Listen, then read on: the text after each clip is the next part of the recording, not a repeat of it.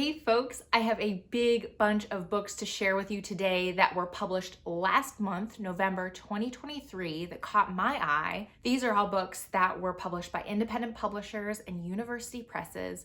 I really like to provide an outlet, a go-to source where you can find books that may be a little bit under the radar or from publishers that maybe share a mission or vision that aligns with your own values. I have a decently large list to share with you today, but if you joined me last month, you'll know already that I recently started a newsletter as well so that I could share an even bigger list of books that were published within the last month from independent publishers and university presses. There are just more books that catch my eye than I could possibly fit in a video here that would sustain anyone's interest. If you're interested, sign up below. Let's jump right in. I have a good number of nonfiction books to share with you today. Starting off is a doozy. There's a new book that came out just this past month called Eve, The Disobedient Future of Birth by Claire Horn. This is published by House of Anansi, which is a Canadian publisher.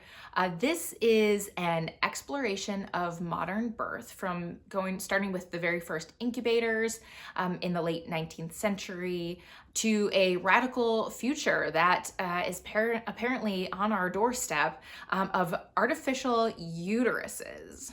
So Horn is a lawyer, and she wrote this book actually while she was pregnant, and she examines within the book a new technology called, I'm gonna read it here, ex vivo uterine environment therapy, aka Eve, through Eve, babies could potentially be gestated and born. So why did this book catch my eye? If you couldn't tell already, this is an explosive topic. My initial reaction was honestly horror, but there is so much here to explore. It sounds like, how would this kind of technology impact the rights of pregnant people? How would it potentially be used to deepen class divides? Horn goes through all of this within this amazing sounding book. Next up, we have a novel called Crossstitch, and this is by Jazmina Barrera, and it's translated by Christina MacSweeney, and it's published by Two Lines Press. This novel is about Mila, who's a writer and a new mother. She's just published a book, I believe, on embroidery or the history of needlework. She has also just received the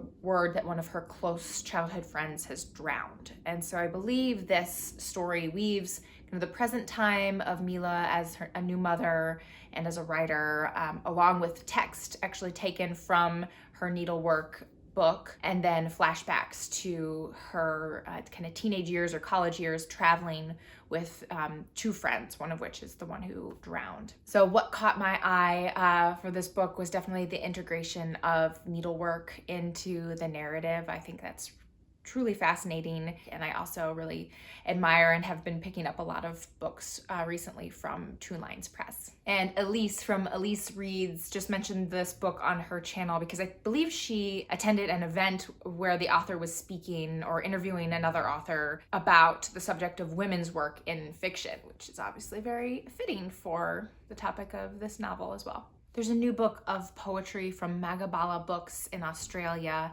that is called Returning, and it's by Kirli Saunders. This is a poetry collection that serves as a journey of self-discovery, and it's set against themes, as the blurb from the publisher says, of decolonization, self-determination, identity, First Nations matriarchy, queerness, justice, love, liberation, and truth-telling. And what caught my eye about this collection is that each poem is accompanied by artwork from the poet that the poet created as a response to the poem. From ELJ Editions is a book called For What Ails You by Reniqua Lee. This is a flash fiction collection about Southern Black femmes and conjure women and healers who, as the blurb says, battle a multiverse of woes, racism, and generational trauma. So what caught my eye about this collection, it was a blurb actually from Shom Dasgupta that said, the collection is Southern with the most unique voice, a distinct tongue where sinners are full of faith and healers are sinners.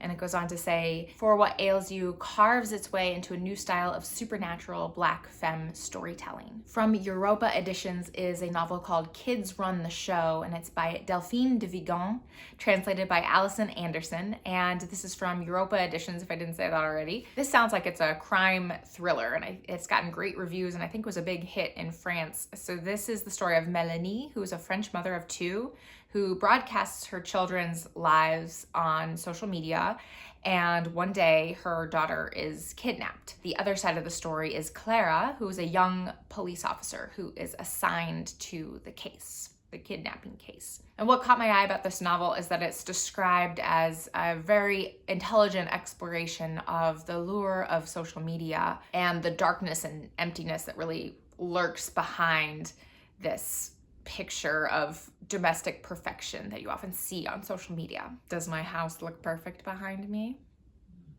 What you don't see is the mess on either side of the camera, which consists mostly of Legos. From Norton is a book called Invitation to a Banquet by Fuchsia Dunlop, and this is an exploration of the world's most sophisticated culinary culture, and that's the culinary culture of China. Dunlop explores the cuisine of China through 30 unique and special dishes. So through history and descriptions of the food itself, through personal recollections of the author's encounters with this food in China, each dish reveals an important aspect of China's gastronomy. So what caught my eye about this book, I have followed Fuchsia Dunlop's work for over 10 years now. I adore her cookbooks. They're stunningly gorgeous, and what's more, they're really fun and fascinating to read, to just read through. They're great to cook from, but they're even better to just read and learn. She shares so much personal anecdotes and history, and so when I saw that she had this historical/food writing book coming out, I knew that it would have to be on my list to share here. From Soft Skull Press is a book called Touching the Art by Mattilda Bernstein Sycamore, and this is a memoir in which the author explores the fraught relationship with her late grandmother, who was an abstract artist in Baltimore. And as a child, Matilda's grandmother, Gladys, really encouraged Mattilda to seek out an artistic life and taught Mattilda about art and what it meant to live as an artist and live an art-filled life. But as Mattilda grew up and as Matilda's own artwork and writing became unapologetically queer, Gladys really turned on Mattilda, referring to her art as vulgar, and they had a falling out. So this book is in part an exploration of that falling out, but the author really doesn't allow for any easy answers in her search for truth. And so while it is a story of the destructive impact of Gladys's reaction to Matilda's own art, it's also still a love letter to Gladys, from what I understand. And the reason I know all of this about the book is because I listened to an absolutely fantastic interview on my favorite podcast that I mention pretty much every single time I come on YouTube, which is Between the Covers. And so Mattilda Bernstein Sycamore did a recent interview with David Naiman, who's the host of the podcast, and it is phenomenal. So really, the author in this book combs through Gladys's own history as a Jewish woman who was trying to make it in the world, mid-century world of abstract artists. And so it's the story of Jewish assimilation and intergenerational trauma and class striving, and there's so much packed into this book. From New Directions is The Apple in the Dark by Clarice Lispector, and it's translated by Benjamin Moser. And this is the final book in New Directions' ambitious project to retranslate and republish all of Clarice Lispector's fiction. And this book is noted as what Lispector saw herself as her greatest achievement, her greatest novel. It's described as enigmatic and metaphysical. It tells the story of Martin, who was fleeing from a murder that he believes he committed, and he works his way to a quiet ranch where he finds work on this ranch, but he's kind of, what I think, he's kind of tortured by the fact that he's feels like he's perpetually on the verge of having an epiphany, but never can quite get there.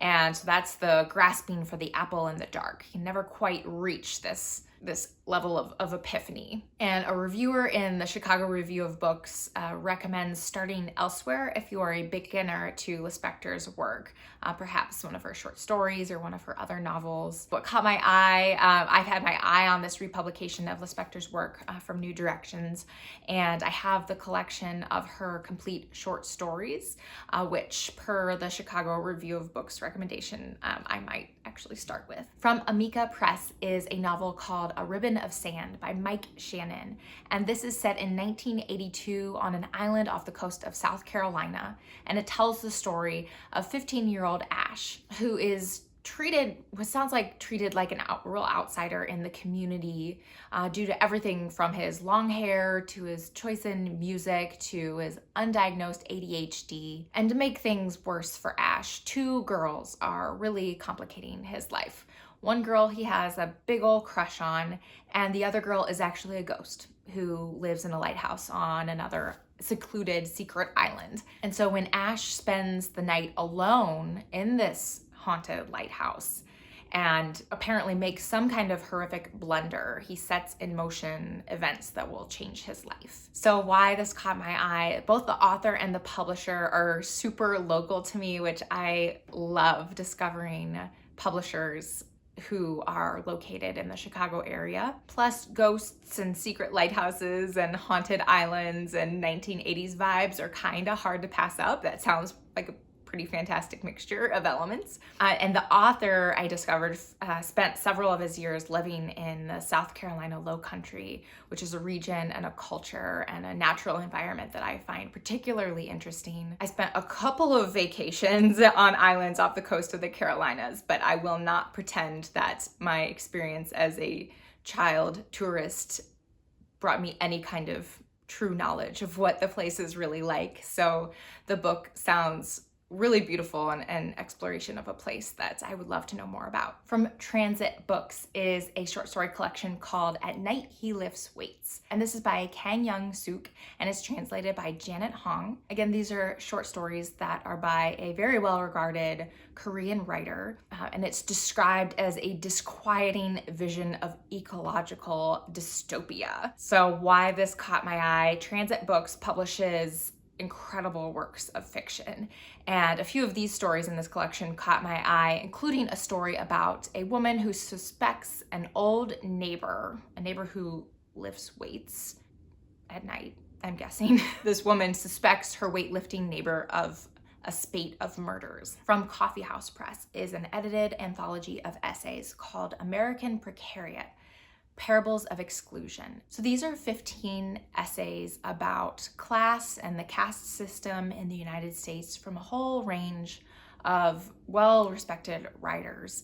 And the special, very special piece of this collection is that it is edited by 12 award-winning incarcerated writers. So each essay is followed by a transcript of the editor's discussion about the essay. So you have the essay and then you have this transcript of the discussion of these 12 writers. And the word precariat, I had to look up what it meant. It is a term that was created to describe a social class that grapples with certain and constant level of precarity. So a life without predictability or security, and it's a combination of the words precarious and proletariat. Why this caught my eye, again, this structure for this essay collection sounds absolutely fascinating and brilliant and a great way to deliver a very powerful message or messages. And as Grace Cho says, this book is revolutionary and every American needs to read it. From the House of Anansi is a book called The Syrian Ladies Benevolent Society by Christina Estima. And this is a collection of linked short stories that follow one Arab family from the Middle East all the way to Montreal. And it follows them from the 19th century all the way up to the 21st century. The characters include Lebanese freedom fighters to Syrian refugees to undercover World War II operatives. And the voices of the characters weave a powerful story of women grappling with the past and trying to find their place in Canadian society. Why this caught my eye, this sounds like a powerful and compelling debut that depicts the Arab-Canadian experience with compassion and depth. From Seven Stories Press is Kinderland by Liliana Korobka, and it's translated by Monica Cure. And this is set in a Moldovan village where 12-year-old Christina must raise her two younger brothers when their parents leave the country to find employment. So her mother goes to Italy and her father goes to Siberia to find work. And the children really must grow up fast and completely unsupervised in this village where most of the adults have actually left for employment elsewhere. Why this caught my eye, this book is described as both devastating and a hopeful depiction of childhood in a part of the world that has been economically left behind. From IG Publishing is a book called Every Day Something Has Tried to Kill Me and Has Failed by Kim McLaren. And these are political and personal essays that engage with topics such as aging and anti-Blackness. Disha Filya describes McLaren's writing as unapologetic, raw, and unflinching honesty. And this caught my eye because there was a ton of praise and great reviews for the strength of McLaren's writing. Plus, I'm really intrigued and want to learn more by this term, pararacial, which McLaren invented to describe a society that she doesn't feel will ever be post-racial. From Devil's Party Press is a collection of stories called Echoes from the Hawker House by Virginia Watts. And this is described as an edgy and powerfully imaginative collection of 15 stories that take place from the 1960s to the present and evoke a distinctly American nostalgia.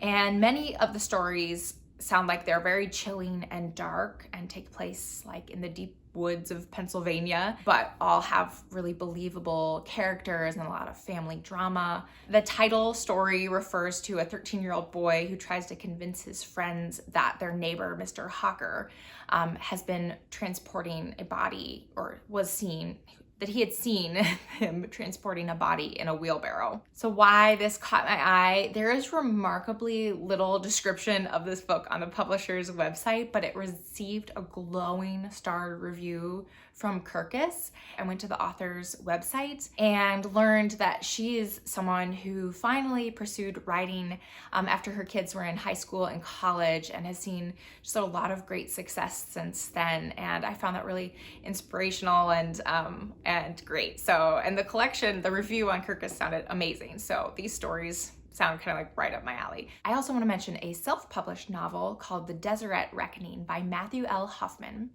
And this is a story that's told in two time periods. So the first time period is told, I believe, through letters, the letters themselves, written in 1870 and written on a wagon train bound for Utah, telling of a hidden mine and something is secret and hidden within this mine in Utah. The second time period follows three characters. So first we have Tom, who is the one who inherited these letters, and he sets off with a couple of friends for Utah to discover this mine and see what's hidden there.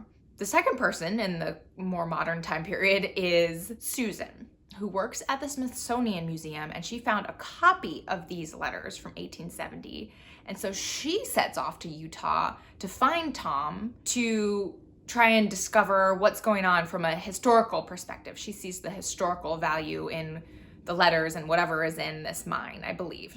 And then the third person in the more contemporary time period is Andrew, who is Susan's ex-husband, and he is following Susan in an attempt to get revenge against her for some wrong that he feels has been done to him. So why did this catch my eye? Self-published books very rarely fall on my radar because I find out about most of the books I talk about here from publishers' newsletters. But this one received an amazing review from Kirkus, starred review. And so I started looking into it and it sounded fantastic, like a great story. And here's the quote from Kirkus that really got it. It really sold this to me. The review says, "This irresistible novel manages the curious trick of making the reader want to stand up and cheer, when a woman rides up on horseback in the middle of nowhere and says, "Afternoon, gentlemen, I'm Susan Kingsley with the Smithsonian Museum." From Unnamed Press is a book called Under Our Skin by Joaquim Arena, translated by Jethro Sutar, and this is a wide-ranging fusion of history and travel writing and personal memoir. That's the writer's investigation into the people of the early African diaspora alongside his own personal investigation of his family in Cape Verde and in Portugal. The book opens with an examination of a painting that depicts a street scene in 1570 Lisbon. And in the street, there's a crowd that is more than half black and includes enslaved Africans and free Africans and one black knight on horseback, who the writer eventually discovers is a knight named, I'm not gonna say this right, but it's João de Sá Panasco, who had been enslaved but eventually became an Afro-Portuguese nobleman. And what caught my eye about this book was, in addition to the incredible and fascinating summary of this book, a leading newspaper in Portugal described the book as the closest thing the Portuguese language has to W.G. Sebald. From Other Press is a novel called The Woman Back from Moscow in Pursuit of Beauty by Ha-Jin. And I had to double check that this was actually a novel, because not a lot of novels have subtitles, but it is indeed a novel that is about a real life woman who was one of the first female stage directors in China. So this is an epic 700-page historical novel based on the life of actress and stage director Sun Weishi, who studied theater in Moscow during World War II, hence the title, and she had a prominent directing career upon her return to China. But the Cultural Revolution and her personal rivalry with Mao's fourth wife, who was also an actress, brought her political disgrace at the very end of her life. So why this caught my eye, so a new book from Ha-Jin, who's a prolific writer and National Book Award winning author, is definitely worth noting. But also in the publisher's newsletter, the publisher, Judith Gurwitch, claims that she's never read a book like it, and that it is an enlightening read, in particular for those of us who know, like me, little to nothing about this period in Chinese history. And finally, from Columbia University Press is a book called Tone by Sophia Samatar and Kate Zambrano. And this is a collaborative study of the literary concept of tone, which is an element of writing that is notoriously difficult to dissect. The authors confer with students and peers to examine this topic of and concept of tone. So the group finds various definitions for tone. For example, tone standing in for sound in a piece of writing, or tone as a collective mood, or tone as a window, or tone as an atmosphere. What caught my eye about this book, I bought this book feels like months ago from my bookstore. I was at my bookstore, I was browsing the shelves. It jumped out at me because I saw that it was written by Sophia Samatar, who is an author I greatly admire. I've read almost all of her books, and Kate Zambrano I've read essays from and reviews from, and I pulled the book from the shelf and saw the cover, which was beautiful, and I immediately bought it. That is what caught my eye. And then I was shocked to discover, I was researching for this video, that it was just published this past month. And I swear I saw it and bought it longer ago. So maybe I am imagining things and it was actually in November, or maybe my bookstore had it and just went ahead and put it on the shelves, which I know happens a lot too. So that's it for the month of November. Those were not the only books that caught my eye that were published last month. There are tons more, and if you're interested in finding out what those were, I highly encourage you to sign up for my newsletter using the link below. I'll mention all of the books that I mentioned today, plus a lot more. Even with the long list that I do have, there is no way I could be aware of every book that was published in the month of November by independent publishers and university presses. So if you have found one that was published in November or any other time that has been exciting you recently, that you're excited to read or you have read, please mention it in the comments below. I love hearing about those books, and I know other people do as well. I'm so grateful to you for being here for this entire video and for all your enthusiasm and your comments. I'll talk to you next time. I hope you have a great day. My name is Sarah. Talk to you later. Bye.